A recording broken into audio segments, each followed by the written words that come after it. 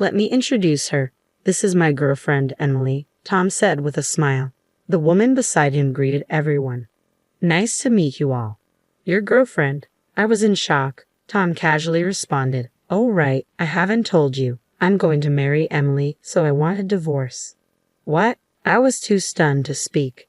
Tom continued. I realized my parents were right. Being with an older woman like you is getting tough. Emily's young. She's 23. New houses and women are always better, right? Emily nodded in agreement. And about the accident you mentioned, it's no big deal, right? You broke a bone and now you're slacking off at home. We'll take the house once we divorce. I was so shocked by his outrageous comments that I forgot to get angry. It was impossible to continue the conversation. Taking a deep breath, I presented a signed divorce document and said, Okay, here are the divorce papers. Oh, you're well prepared, Tom said, jubilant. Leaving the couple behind, I began preparing to leave the house immediately. As I was packing, Tom spoke up. You have nowhere to go, right? There's an apartment near the station within the range of $100. It's old and has cracks in the walls, though. Tom, that's so mean, Emily chimed in. The two of them laughed ignorantly. I didn't respond and slammed the front door. Let them laugh. I have places to go. Places they could never imagine. My name is Catherine White. I'm turning 40 this year. I married Tom when I was 35, 3 years ago. We don't have kids and live together in the house I bought when I was single. It's secondhand but refurbished and quite clean. Why did I buy a house before getting married? It goes back to my childhood. We were poor because my father was gone.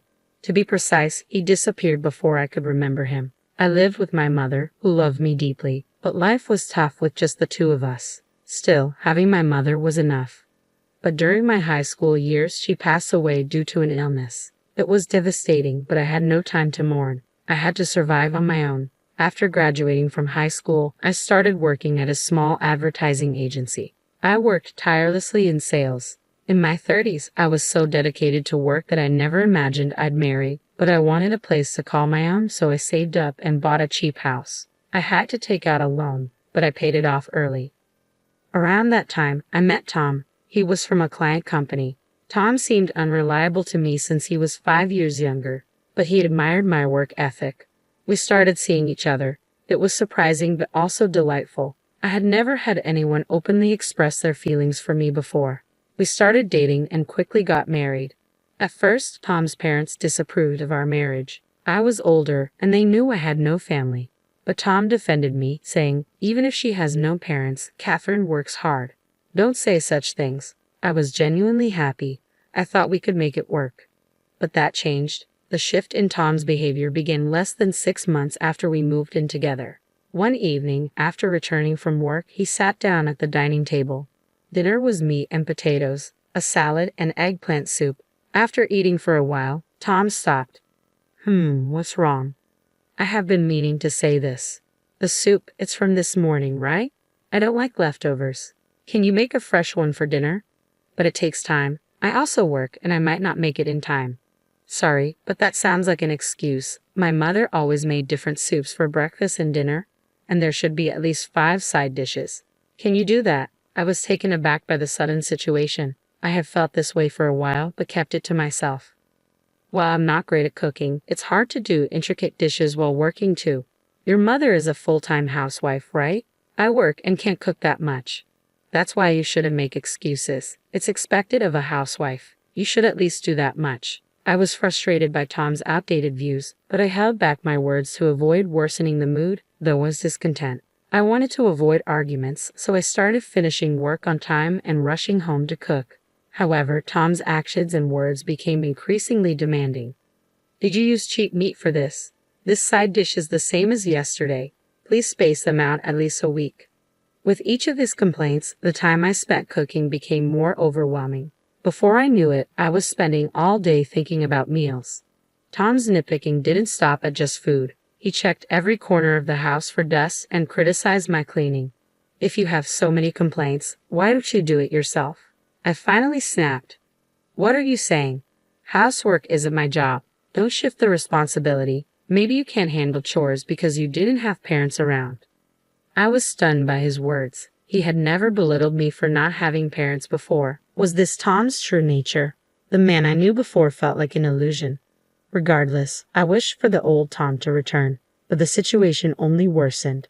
With Tom's endless demands, I was completely drained, and balancing work seemed impossible. On Tom's suggestion, I decided to quit my job. I had loved that job since graduating from high school, but it seemed there was no choice. Looking back, maybe I should have left him then, but I had always prioritized work over romance and didn't know what a normal family looked like. I thought perhaps meeting Tom's demands was a housewife's duty.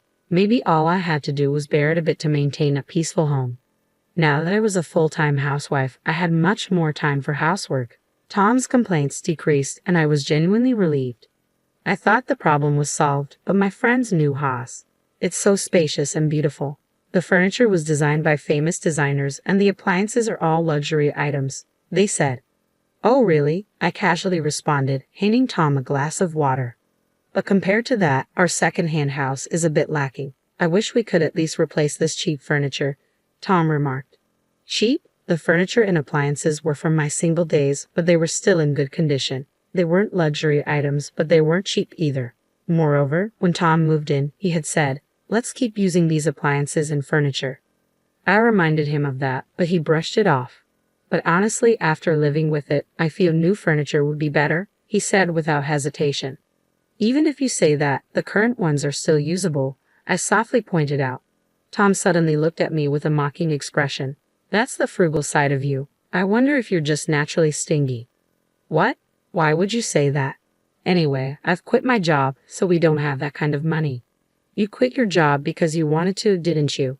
But you? Yeah, it's always my fault, he muttered dismissively and staggered off to the bedroom. How could he say such things? Anger started to boil within me, but then I thought maybe he's just drunk. He's just being brave because he's drunk. Don't mind. However, even when he was sober, Tom's attitude was getting worse. Our conversations became more hostile, and every time he spoke, it was to complain about me. What on earth happened to him? Then, without telling me, Tom went ahead and bought new furniture. On top of that, it seems he also got new golf equipment. He looked at the golf clubs with satisfaction, clearly pleased with himself. Tom has a regular job, but he doesn't earn much. He probably took out a loan now that I can't work. I was worried about repaying the loan. Anxiety grew in my heart. Then an unexpected event occurred. As usual, I was on my way to the supermarket to buy ingredients for dinner. While walking on the road, a loud horn blared from behind. Immediately after, I felt a huge impact, and then darkness consumed my consciousness. When I came to, I was staring at an unfamiliar ceiling. It seemed I was lying down. I felt pain everywhere and couldn't move. What happened to me? I wondered aloud. Oh, Miss White, have you awakened? A voice said. Where am I? You're in the hospital. You were brought in after a traffic accident. Traffic accident? I remembered leaving the house, but nothing after that. I moved my head slightly, taking in the impersonal bed, the attached IV drip, and the woman in a nurse's uniform. Was this really a hospital? Looking outside, it was already dark. I had left the house around 2 p.m., so a lot of time had passed. Later, a doctor came and briefly explained the situation. It seemed I was hit by a car whose driver was not paying attention while I was on my way to the supermarket. I didn't have life-threatening injuries, but I had several fractures and needed to be hospitalized for a while. I never imagined being in a traffic accident. After receiving an explanation about the hospitalization, the nurse spoke up. We've contacted your husband. From her hesitant expression, I had a bad premonition. I immediately called Tom. Hello, Tom. Yeah, Catherine. I got a call from the hospital. You had an accident. You're so clumsy. Come home quickly and make dinner. What? I'm going to be hospitalized from now on. I couldn't understand what he was saying, and when I retorted, Tom shouted back, Then what about the housework? What are you saying? Is the housework more important than me? Unbelievable. He was more concerned about the housework than his wife's condition. I felt myself becoming increasingly angry, and it soon turned into a quarrel. Arguing any further would be pointless, so I hung up the phone, still frustrated. Lately, Tom had been more harsh in his words, but I never realized he could be this cold. That day, I was filled with anger and physical pain, making it hard to sleep. But as the days went by, my strength gradually returned, and I started rehabilitation. Initially, moving was tough. but it became surprisingly enjoyable as I got used to it. Lying in bed, I often found myself lost in thought, so rehab was a welcome distraction. However, since that incident, I hadn't heard from Tom. I thought talking to him would just anger me, so I ignored him. Around that time, I occasionally passed an elderly man in the hallway. He was well dressed, so he wasn't a patient. I assumed he was visiting someone and didn't give it much thought, but he seemed to be looking my way. "Are you Catherine White?" "Yes, I am. What can I do for you?" I answered cautiously. At that time, I had no idea that this man would change my fate. Eventually, after about a month in the hospital, I was discharged. I hadn't fully recovered, but I was told all patient care would surface. I was finally going home after a month away. My home felt oddly nostalgic, but that feeling was short-lived. The moment I opened the door, I felt something was off. There were unfamiliar shoes, heels with flashy pink ribbons. Could it be? Rushing into the living room, I braced myself for what I might find. I noticed the entire house had changed. Not just the furniture, but even the electronics had been replaced with brand new, high-end models. The curtains were different too, making it feel like someone else's house. "Ah, Catherine, you've been discharged." Tom emerged from the back, sitting casually. Next to him was a young woman. The woman with brown hair and a revealing outfit spoke lazily, "Welcome back." Who are you?" I was stunned. Tom smiled. "Oh, let me introduce you. This is my girlfriend, Emily." "Nice to meet you," she added. "Your girlfriend?" "Yeah, I guess I never mentioned it. I am planning to marry Emily, so I want a divorce." "What?" I was at a loss for words. I've come to realize that what my parents said was right. Without proper parents, you can't manage household chores or finances properly.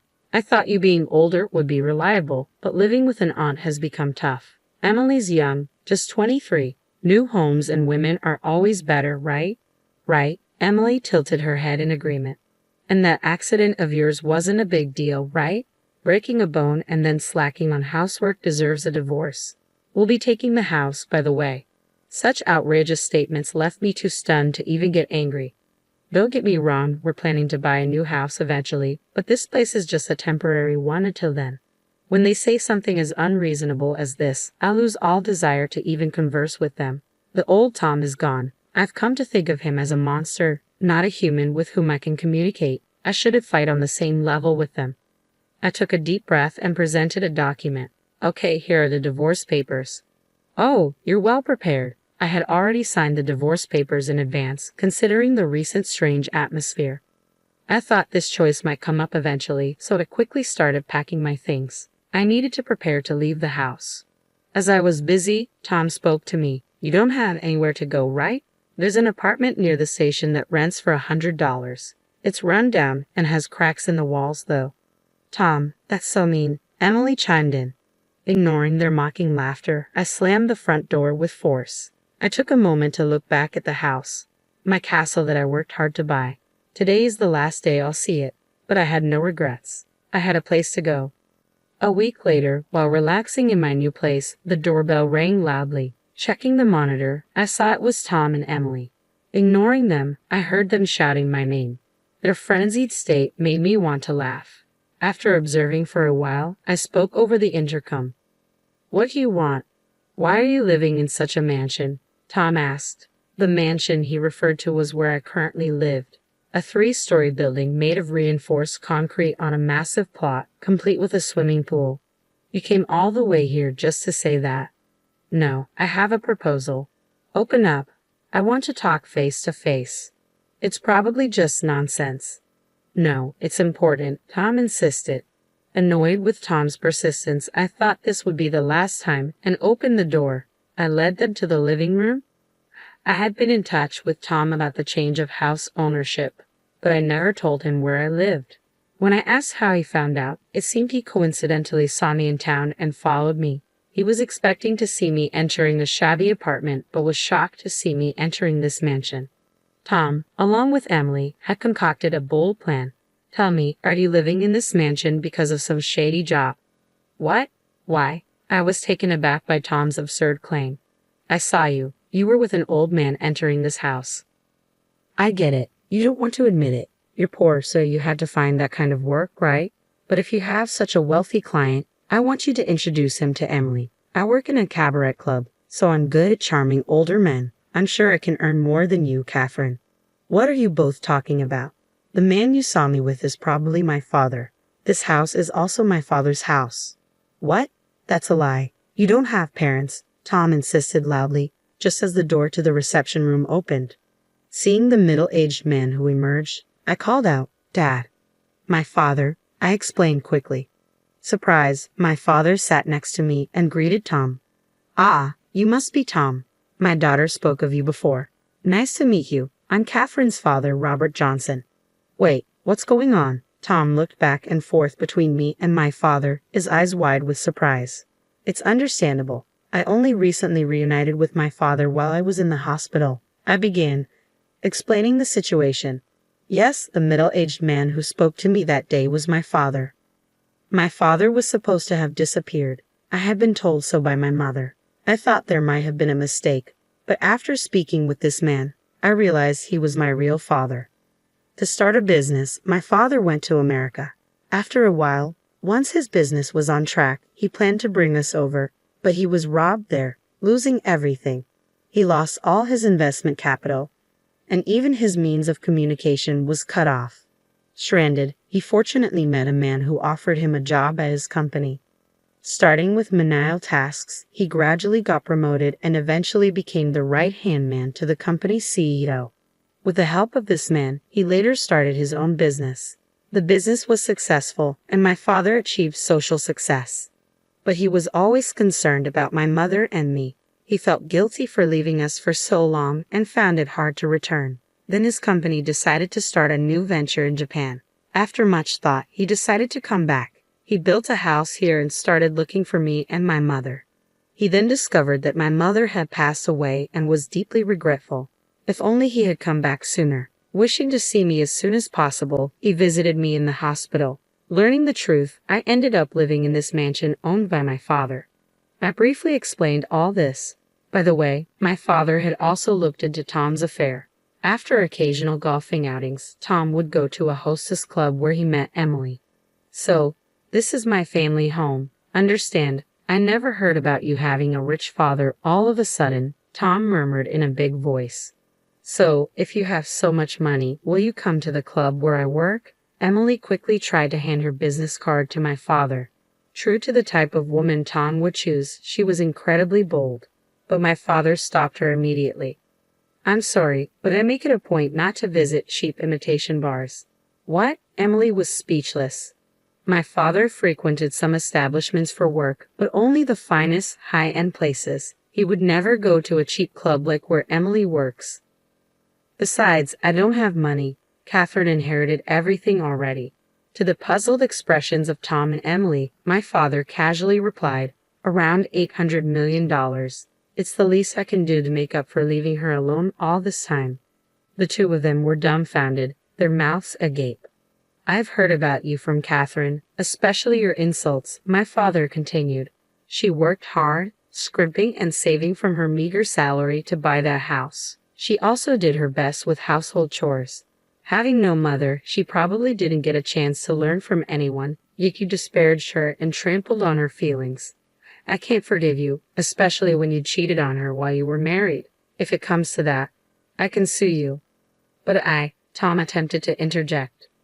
"Catherine's struggles were partly my fault too," my father continued, cutting him off. "You mocked me for being poor and for not having parents. I'm fed up with someone like you who lacks compassion. Never come back to this house again. Goodbye. Is there anything else you need? If you're done, can you leave?" I added firmly. "Ha! Help!" Tom and Emily screamed and ran away. Watching them go, my dad and I shared a laugh. It had been a while since I'd laughed so much. I knew I probably wouldn't see those two again. I could finally live in peace. Later, I found out about their subsequent misfortune. A typhoon hit the region where Tom and Emily lived, bringing heavy rain that flooded houses near overflowing rivers. Fortunately, my area wasn't affected, but their house suffered severe damage. Tom and Emily fled, but their expensive furniture, brand new golf equipment, and Emily's luxury items were all waterlogged. The house's pillars had rotted from being soaked for so long. With no place to stay, The two seemed to live in shelters for a while. Tom's family home was far away, and Emily's family situation was worse. Her parents were gambling addicts living in a tiny apartment. Emily, who worked at a nightclub, spent all her money. Tom was also in debt from buying expensive things. Tom, who relied on women for money, was now in trouble. The two, having no other options, had to move into a cheap apartment near the station that he had once told me about. It was ironic that Tom, who once mocked others, ended up living there. What you do to others will come back to you, I reflected. Unless they truly repent, they won't find peace. Meanwhile, I was thinking of job hunting since leaving my previous company. When I talked to my father about this, he offered me a position at his company. The job is in sales like before, and it's fulfilling.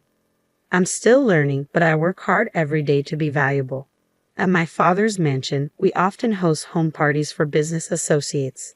My sales experience helps, and I can talk freely with anyone. I plan to work abroad in the future, so I'm also studying English. My father often tells me, "You look livelier now compared to when we reunited." It feels like a lie that I used to be so irritated every day when I was with Tom. Life is unpredictable, I concluded.